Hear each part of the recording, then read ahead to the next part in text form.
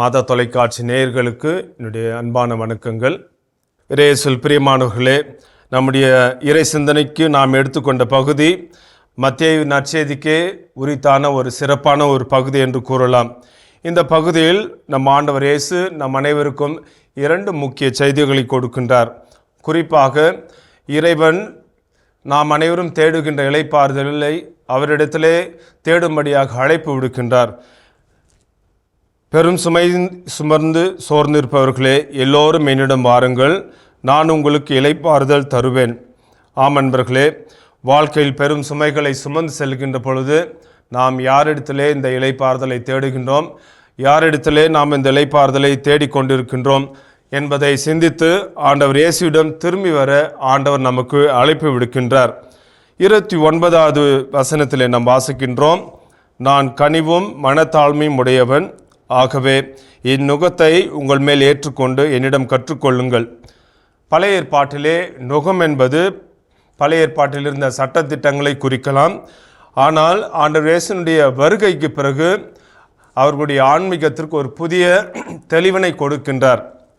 இந்த நுகத்தை பற்றி பேசுகின்ற பொழுது கலாத்தியருக்கு எழுதிய திருமுகம் 5:1 புனித பவுலடியார் பின்வருமாறு நமக்கு அறிவுறுத்துவார். கிறிஸ்து அடிமை நிலையிலிருந்து நம்மை விடுவித்து நமக்கு உரிமை வாழ்வை அளித்துள்ளார், அதில் நிலைத்திருங்கள். மீண்டும் அடிமை தலை என்னும் நுகத்தை உங்கள் மேல் ஏற்றுக்கொள்ளாதீர்கள். ஆமன்பர்களே, பாவம் என்ற ஒரு நுகம் நம்மை கிறிஸ்துவிடமிருந்து பிரித்து விடுகின்றது, கிறிஸ்துவினுடைய அன்பிலிருந்து நம்மை பிரித்து விடுகின்றது.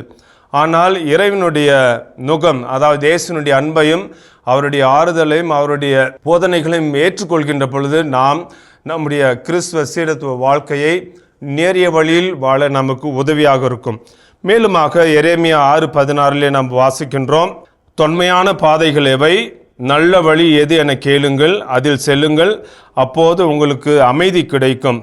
ஆமன்பர்களே, ஆண்டவர் இயேசுவிடமிருந்து நாம் கற்றுக்கொள்கின்ற பொழுது, குறிப்பாக ஆண்டவர் இயேசுனுடைய போதனைகளை அவருடைய சீடர்களாக ஏற்றுக்கொள்கின்ற பொழுது நாம் ஆறுதலை பெறுகின்றோம், இளைப்பாறுதலை கண்டடைவோம்.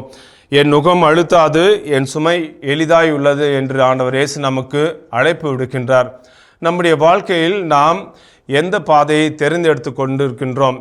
இயேசுனுடைய போதனைகளுக்கு ஏற்றாற் போல நம்முடைய வாழ்க்கையை அமைத்து கொண்டிருக்கின்றோமா, அல்லது நம்முடைய சிந்தனைகளுக்கு ஏற்றாற் போல, நம்முடைய மனித சிந்தனைகளுக்கு ஏற்றாற் போல நம்முடைய வாழ்க்கையை அமைத்து கொண்டிருக்கின்றோமா? ஆனால் ஆண்டவர் இயேசுனுடைய நுகத்தை, அவருடைய உடனிருப்பை நாம் ஏற்றுக்கொள்கின்ற பொழுது நம்முடைய சுமைகளும் சுகமாக மாறும்.